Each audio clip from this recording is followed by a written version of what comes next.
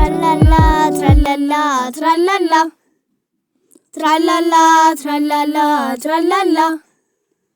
የፊደል አባት እንደምንኖት ይኸው መተናል ለበረከት ትራላላ ትራላላ ትራላላ ትራላላ ትራላላ ትራላላ እንቆቅልሾ ተረት ጨዋታ ምን እናጣለን ፊደል ገበታ ትራላላ ትራላላ ትራላላ ትራላላ ትራላላ ትራላላ ሁሉም ሞልቶታል አያልቅቦት የፊደል አባት እድሜ ይስጦት ትራላላ ትራላላ ትራላላ ትራላላ ትራላላ ትራላላ። ወላጆች ፊልሙን ከመክፈታችሁ በፊት ለልጆቹ ለመማሪያ የሚያስፈልጋቸውን ግብአት ወረቀት፣ እርሳስ፣ እስክሪብቶ በተጨማሪም የሚያስፈልጉ ማርከር ወይም ከለር አዘጋጅታችሁ በስርዓት እንዲከታተሉ አድርጉ። አንዱን ምዕራፍ ሲጨርሱ እያቆማችሁ በመመሪያው መሰረት አሰሯቸው። ስለረዳችኋቸው ከልብ እናመሰግናለን። አስኳላ አማራጭ የማስተማሪያ ዘዴ። ተማሪዎች ይሄ የጨ ትምህርት ክፍለ ጊዜ ነው። ፊደልን ተምሬያለሁ አሁንም አውቄያለሁ አሁንም ተምሬያለሁ ለሉንም አውቄያለሁ ፊደልን እቆጥራለሁ ተምሬ እኮራለሁ። ጨ ባለ 3 እግር ፊደል ከሚባሉት ዝርያዎች መሃል ትመደባለች። እስኪ የጨን ፊደል ዝርያዎች አብረን እንበል። ጨ፣ ጩ፣ ጪ፣ ጫ፣ ጬ፣ ጭ፣ ጮ። እንድገመው። ጨ፣ ጩ፣ ጪ፣ ጫ፣ ጬ፣ ጭ፣ ጮ። ጨ የፊደልን ዝርያዎች ተዋወቁ። የፊደልን ዝርያዎች ተዋወቁ። ጨ ጨረቃ፣ ጨ ጨረቃ። ጨረቃ አያችኋት? ማታ ጊዜ የምትወጣ ደስ የምትል። ጩ ጩቤ፣ ጩ ጩቤ። ጩቤ ስለታማ ነገር ነው አይደል ልጆችዬ? አዎ። ጪ ጭራሮ፣ ጪ ጭራሮ። ጭራሮ ምንድነው? እንዲህ ተሰብስቦ ከጫካ ውስጥ የሚመጣ ከጭራሮ ምን እንሰራለን? ችቦ፣ የሚበራ ችቦ፣ እሳት ማቀጣጠያ እናደርጋለን። ግን ብዙ ጊዜ ለቡሄና ለእንቁጣጣሽ የምናበራው ነው አይደለ? አዎ።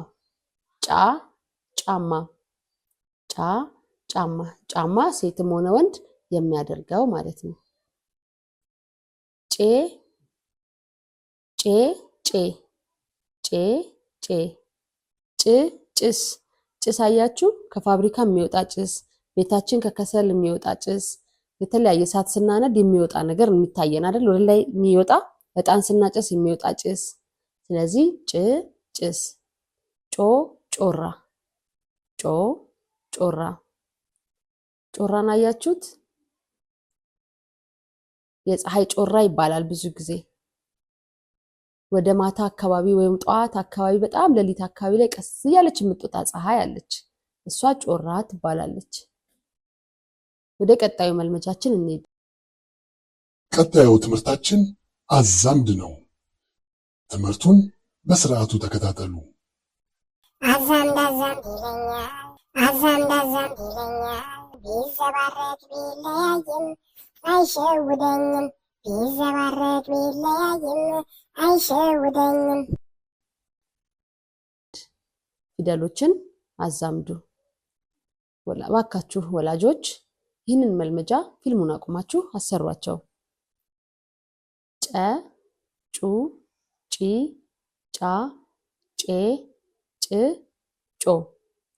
በቀኝ በኩል የጨ ዝርያ ተዘበራርቆ ተቀምጧል። ስለዚህ ጨን ከጨጋ ምን እናደርጋለን? በመስመር እናዛምዳለን ማለት ነው። ጩን ከጩ ጋር እንደዚህ እያልን ሁሉንም ፊደሎች በመስመር እስከ ጮ ድረስ እናዛምዳለን። የፊደሉን ዝርያ ጻፉ። የፊደሉን ዝርያ ጻፉ። ጨ ተቀምጦልናል። 6 ክፍት ቦታዎች አሉ። ስለዚህ የጨን ዝርያዎች አሟልተን እንጽፋለን ማለት ነው። ጨ ብሎ ማን እንላለን? ጩ። ጩ ብሎ ማን እንላለን? ጪ። እንደዚህ እያልን እስከ ጩ ድረስ እንሰራለን ማለት ነው። ወደ ቀጣዩ መልመጃችን ስንሄድ ቀጣዩ መልመጃችን የጨ ዝርያዎች ተቀምጠውልናል በሰንጠረዥ ውስጥ። እኛ ወደ ታች እየደጋገምን እንጽፋለን ማለት ነው። ጨ፣ ጩ፣ ጪ፣ ጫ፣ ጬ፣ ጭ፣ ጮ። ጨን ወደ ታች ጨ፣ ጨ፣ ጨ፣ ጨ እያልን እንጽፋለን። ጩን ወደ ታች ጩ፣ ጩ፣ ጩ፣ ጩ። እንደዚህ እያልን እስከ ጮ ድረስ ምን እናደርጋለን? እንጽፋለን ማለት ነው።